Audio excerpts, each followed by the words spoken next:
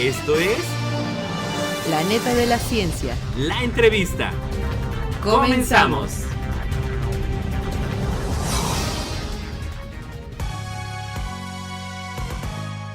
Hola, ¿qué tal? ¿Cómo están? Bienvenidos a la entrevista de La Neta de la Ciencia, con el gusto de saludarle desde la señal del 88.5 de FM en Radio y Televisión Universitaria. Un gusto saludarle y bueno, ya después de que usted se informó con el noticiero de La Neta de la Ciencia, bueno, como sabe, siempre la siguiente media hora aquí en Radio Universidad es la entrevista donde usted pueda conocer pues todo el quehacer del sector de ciencia, tecnología e innovación aquí en San Luis Potosí, de voz de los actores, de voz de los expertos. Y bueno, está usted bien para saberlo, que bueno, los recursos que se utilizan, que derivan de las multas electorales que le hacen pues obviamente a los partidos políticos, pues es importante que usted sepa que estos se destinan hacia actividades como investigación, proyectos de investigación científica, actividades de divulgación, jóvenes que van a participar en alguna olimpiada del conocimiento para apoyarlos y que puedan realizar su viaje, y bueno, pues una variedad de apoyos que se brindan a través de este fideicomiso.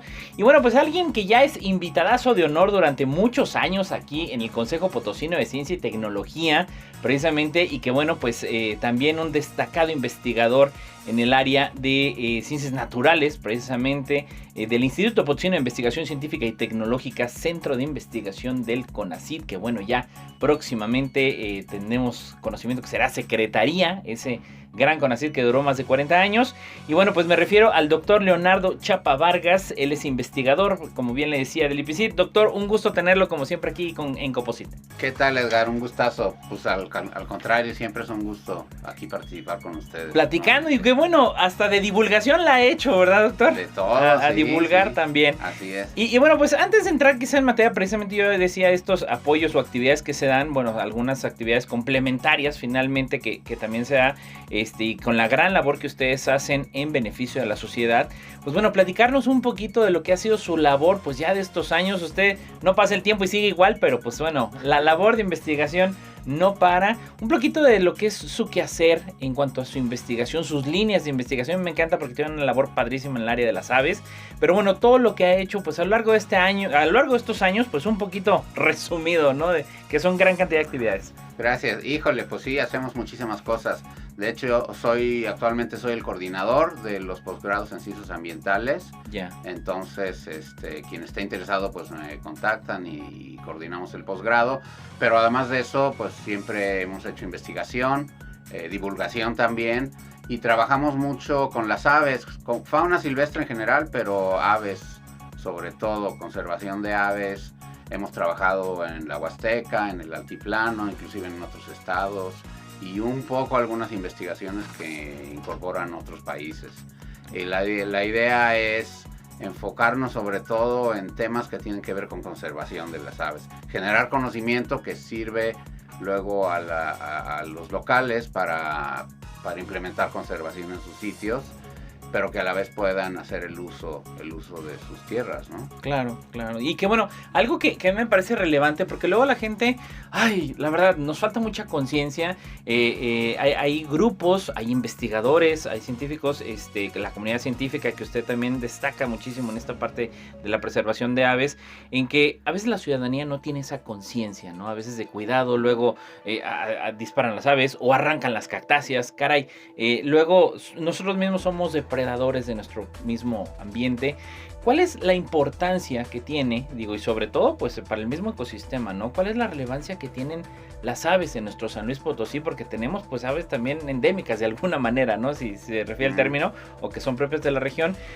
¿Cuál es la relevancia precisamente que tienen las aves, pues, en el entorno de la región de San Luis Potosí, inclusive en la ciudad, porque luego raro verlas, ¿no? Sí, pues son proveedores de muchos servicios ecosistémicos. Ya. Por ejemplo, hay algunas que son polinizadoras, hay algunas que dispersan semillas, hay otras que son depredadores y ayudan a controlar poblaciones que se podrían volver plagas, las carroñeras que ayudan a, por decirlo así, a limpiar o mantener sanos los ecosistemas, pero también potencialmente tienen importancia social, importancia económica. Por ejemplo, la observación de aves, que es una actividad que cada vez es más común en México. Algunos estados está muy desarrollado. Aquí en San Luis hay algo de observación, pero en otros países es una industria millonaria y nos proveen bienestar, ¿no? Hace poco estuvo un colega con el que colaboro en mis proyectos, él viene de Estados Unidos, y pues lo llevé a observar aves en varios sitios, ¿no? Y estaba encantado, ¿no? Claro. Hay gente que paga miles de dólares por ir a un sitio y ver una especie. Entonces aquí en San Luis Potosí tenemos algunas especies que están en algún nivel de riesgo, como el águila real, que es una ave importantísima, pero hay algunas otras, también hay una especie que se llama Rhodotraupis, es el género, que es endémica de la Huasteca. Hay otra especie que es endémica de aquí del altiplano, el gorrión de Worten, por ejemplo, que únicamente hay en una región muy, muy pequeña, ¿no? Uh-huh. Y bueno, hay una diversidad impresionante, porque tenemos especies de zonas secas, que aquí en el altiplano, zonas de transición en los bosques de pino encino, en las montañas, ¿no? Y la zona huasteca, que es una de las zonas más exuberantes, ¿no? De vegetación más exuberante en el país. Y tiene zonas que todavía están relativamente bien conservadas.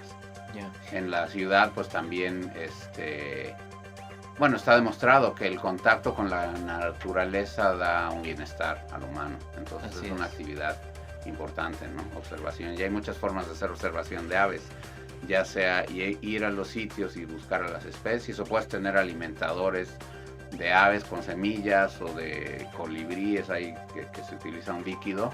Y yo en mi jardín, por ejemplo, pues tengo muchas aves, sí, ¿no? Por los alimentadores en parte y por las plantas que tenemos. Claro. Digo, ahora, algo que yo recuerdo bien y que tuvimos un programa en línea en la pandemia, precisamente, que usted nos platicaba un poquito de la dinámica que tuvo, pues el contexto de las aves durante la pandemia, es decir, como que el humano, pues nos fueron a encerrar y se notó, pues bueno, algunos cambios en el ecosistema, ¿no? ¿Cómo se dio este tema? Y de alguna manera, si se ha visualizado, pues cómo... Si volvió a cambiar al momento en que pues volvimos a salir a las calles. Pues yo supongo que sí, no sé si haya estudios que lo hayan cuantificado, pero había menos impacto, ¿no? La gente no estaba en las calles y entonces eso, al final las actividades influyen sobre el comportamiento de las aves, ¿no? Lo que sí se ha investigado, por ejemplo, hay estudios que graban los cantos de las aves y los miden y bueno, los grafican y los puedes analizar estadísticamente, y las aves que viven en las ciudades tienen diferente el canto, como que cantan más fuerte, ¿no?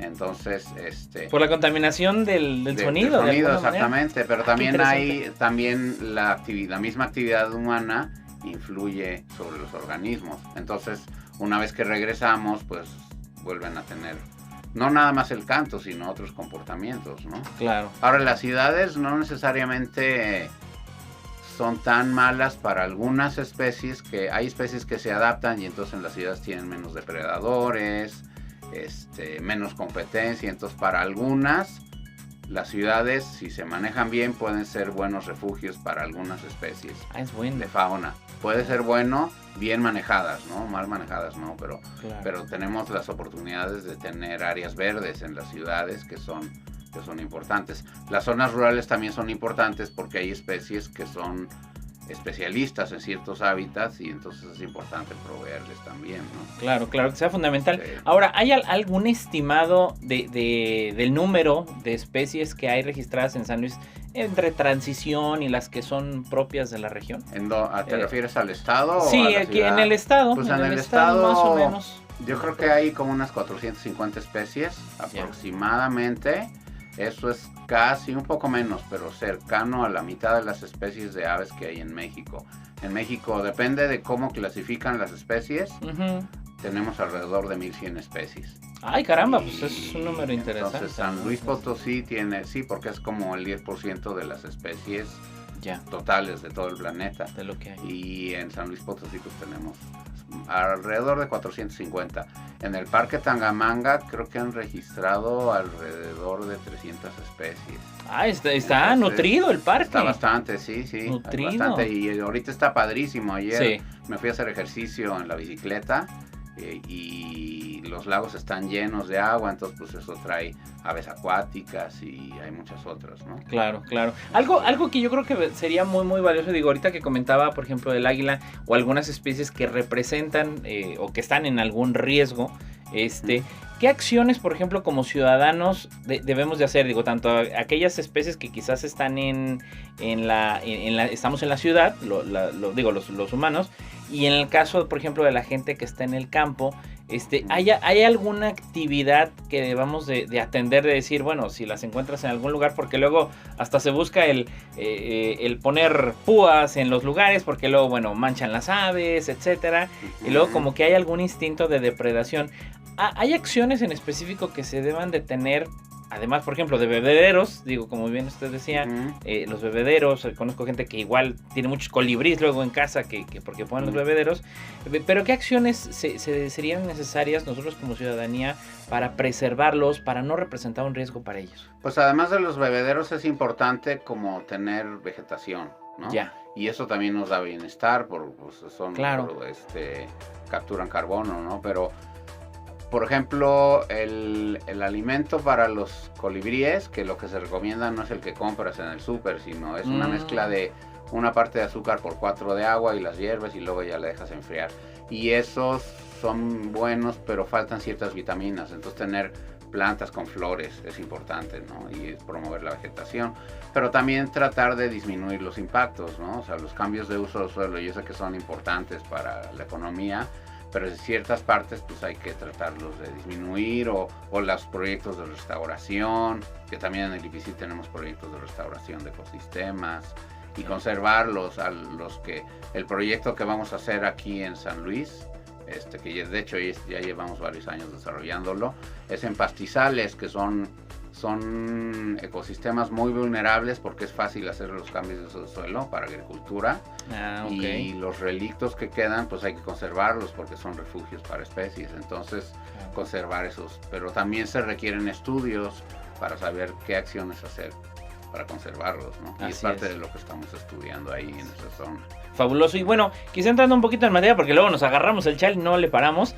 Esta parte precisamente del proyecto, yo al inicio del programa precisamente hablaba de este fideicomiso de multas electorales que se utiliza para apoyar proyectos, eventos, y que bueno, por ahí también recuerdo que hubo un gran evento que usted organizó por ahí en el Centro Cultural Universitario Bicentenario. El gran congreso, que digo, precioso, sí. Aparte las plantas y bueno, las conferencias, todo estuvo padrísimo. Pero bueno, precisamente parte del tema del día de hoy pues es este proyecto, ¿no? Y lo voy a leer textualmente porque luego, como los que nos están escuchando, sabemos que los títulos científicos son a veces largos, pero tienen que ser así. Así es la ciencia. Tiene que ser clara, concreta y precisa, buscarlo ser más. Y bueno, lo leo textualmente, doctor. Fortalecimiento del sistema de áreas naturales protegidas mediante la conservación de aves migratorias en pastizales de la región altiplano de San Luis Potosí. Digo, de verdad me parece muy claro, es largo, pero bueno, ahora sí que a idioma peatonal, ¿no? Ahora sí que a los que hablamos español, ¿de qué se trata este proyecto? Que ahorita ya más o menos nos entintaba un poquito de lo que estaban haciendo en Ipicito. Qué nombre, ¿verdad? Sí, bueno, está largo, pero básicamente la idea es, fíjate, las áreas, hay algunas convenciones internacionales y ahorita no me acuerdo en qué están, pero dicen que para poder representar un recurso natural, un ecosistema, una especie, al menos se tiene que conservar como cerca del 20% de su distribución. Pero hay asegúnes porque hay especies que están en riesgo y requieren más, ¿no? Claro. Entonces aquí San Luis Potosí pues no le llegamos a todos los ecosistemas, a lo que requieren. Y entonces la idea es como dar una propuesta de un área que puede ser buena para la conservación, para contribuir a lo que ya se está conservando. Entonces la idea es precisamente los pastizales. Los pastizales son refugios para especies migratorias. Hay un estudio, creo que es del poquito antes de la pandemia, en el que muestran que varios grupos de aves de Norteamérica se encuentran en declive, y eso viene de censos que han hecho en los últimos 40, 50 años. Y entonces de las que son más vulnerables son las de pastizal. Y entonces, y sobre todo las que son migratorias, porque se reproducen en Estados Unidos y Canadá y luego vienen a pasar acá el invierno. Y las de pastizal, digo también las de selva, ¿no? Pero las de pastizal son de las que tienen mayores declives, y algunas de estas especies vienen a pasar el invierno aquí en San Luis Potosí. Entonces la idea es como generar una propuesta, ¿no? Entonces estamos haciendo estudio, ya llevamos varios años, hemos trabajado mucho con las migratorias, tenemos colaboración con colegas que son líderes mundiales en esto que se llama telemetría. Les ponemos telemetría autónoma, les ponemos transmisores a las aves, las soltamos y las vamos siguiendo, entonces ponemos unas torres, ponemos padre. varias torres y las torres tienen una computadora conectada, una computadora especial, ¿no? Que desarrollaron allá en la Universidad de Illinois. Y entonces cada torre tiene 6 antenas, está apuntando a cada sitio y entonces vemos los movimientos de las aves, ¿no? De manera autónoma. Tenemos al menos como una señal cada 5 minutos de cada individuo durante 2 meses. Entonces imagínate la cantidad de datos. De datos, sí, es muchísimo. Y luego analizamos, aunque algunos no sirven, porque necesitas tener 2 lecturas simultáneas, una de cada torre para triangular, ¿no? Pero entonces eso nos da información de por dónde se mueven, si hay mortalidad, los patrones de actividad, a qué hora se mueven, etcétera. Y dónde están y dónde no están. Y podemos comparar la estructura vegetal, los alimentos, etcétera. También estamos tomando muestras fecales y esas las mandamos a hacer análisis con un método que se llama código de barras genético y con eso nos da la información de qué se alimentan. Ya nos llegaron los primeros datos. Los primeros datos de las de invierno ya nos llegaron y es una lista de insectos bastante larga por individuo, ¿no? Entonces ahora eso podemos ver en qué sitios están esos insectos y dónde no están. Ahí tenemos que colaborar con los entomólogos, ¿no? Claro.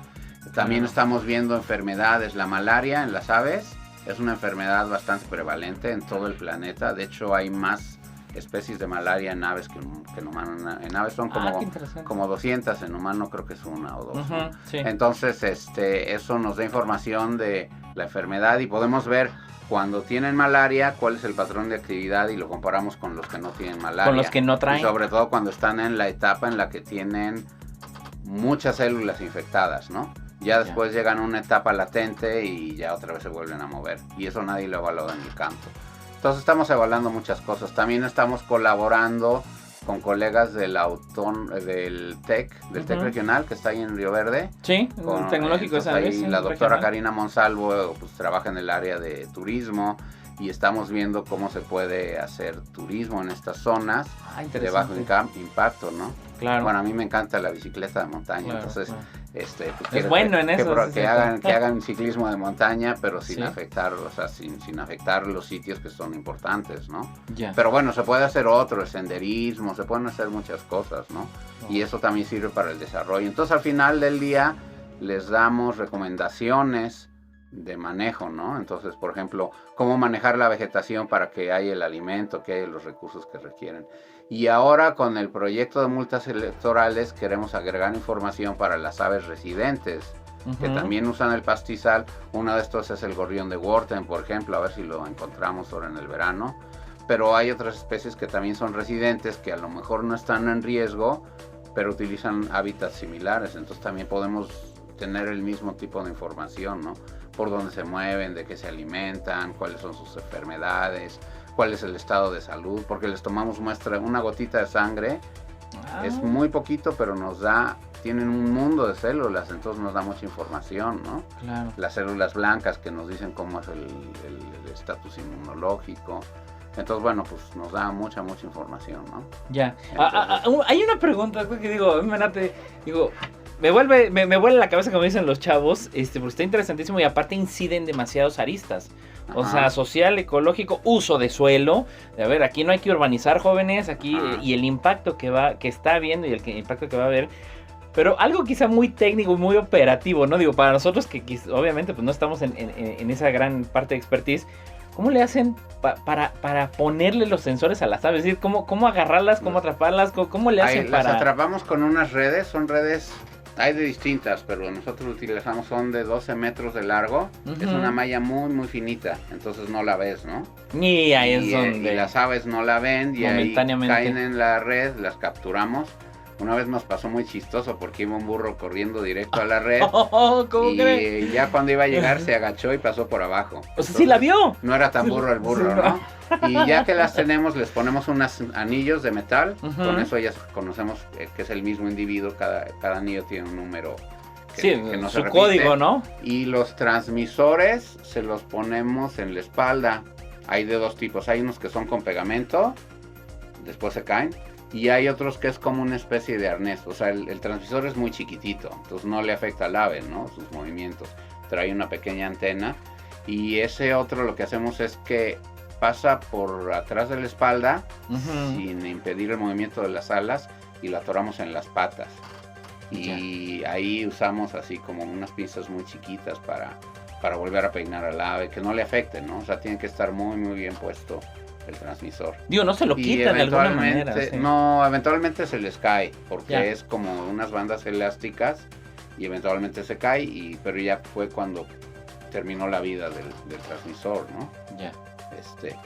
Entonces, ¿Durante cuánto tiempo las pueden censar? O sea, ¿durante cuánto tiempo? Depende del tamaño del transmisor, pero las que usamos más o menos entre 15 días y 2 meses, dependiendo del tamaño del ave. Esto es una tecnología que usaban para la guerra, ¿no? Para espionaje en la Segunda Guerra Mundial, ¿no? Esto de la telemetría. Y luego ya se adaptó, igual que el GPS, ¿no? Que ahora todos tenemos el GPS. Que nadie podemos vivir ya sin eso. Sin el GPS, sí. Yo antes cuando me fui a estudiar a Estados Unidos, pues era con mapas y tenía un mapa así grandotote. ¿Y a dónde, no? Y ahí para moverme en Chicago o algo así, pues tenía que ir con el mapa, ¿no? Y es tecnología que ahora ya está en un celular, ¿no? Toda la tecnología y la podemos adaptar. Los drones, todo eso, pues ahora es muy útil para la ciencia, ¿no? En el tiempo que han estado censando, ¿han visto algún cambio? Es decir, de los datos que quizá tenían al inicio con respecto a, o más o menos en qué etapa está. Sí, fíjate que el primer año hay una especie que es de las que más estudiamos, es el gorrión de las blancas, ¿no?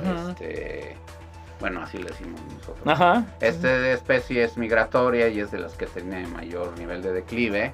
Y encontramos un montón, o sea, en un ratito nos cayeron como 100 individuos, entonces dijimos, vamos a trabajar con esa. ¡Ah, caray! Y fue buena decisión, nada más que después el siguiente año no llegaron, y entonces el primer año fue uno de estos inviernos más o menos fríos, ¿no? Luego el segundo año fue un invierno muy, muy cálido, ya ves que hemos tenido años bien atípicos. Así es. Y en los años cálidos no llegan, pero mis colegas allá en Nuevo León que trabajan en Chihuahua, pues ahí me decían, ay, aquí sí llegaron, y me presumían que allá sí llegaron. Y entonces, como estamos viendo que los cambios climáticos influyen en que si llegan o no llegan. Luego el año antepasado, ese año llegaron bastantes.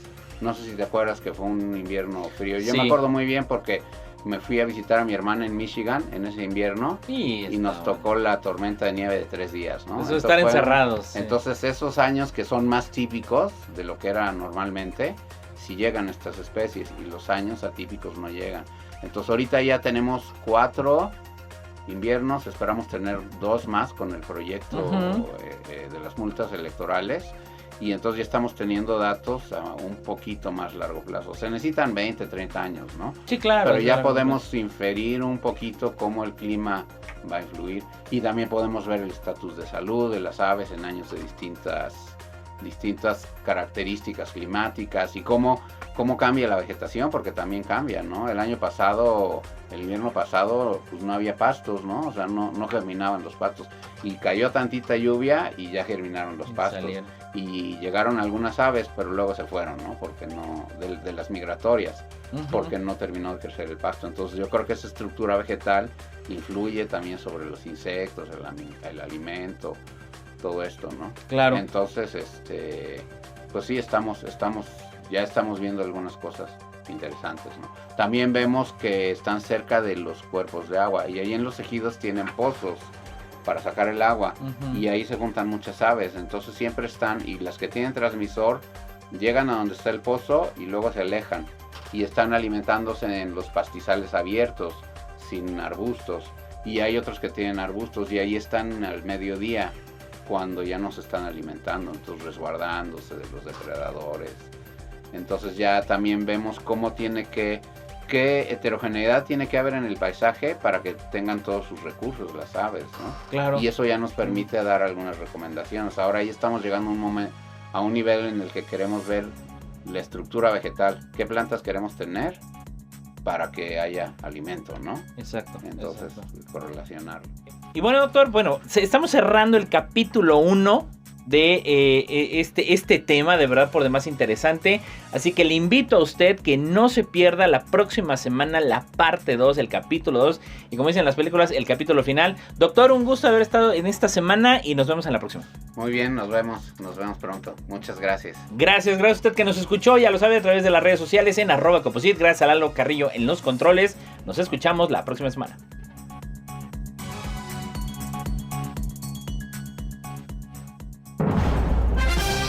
Esto fue La neta de la ciencia. La Entrevista. Nos escuchamos en la próxima.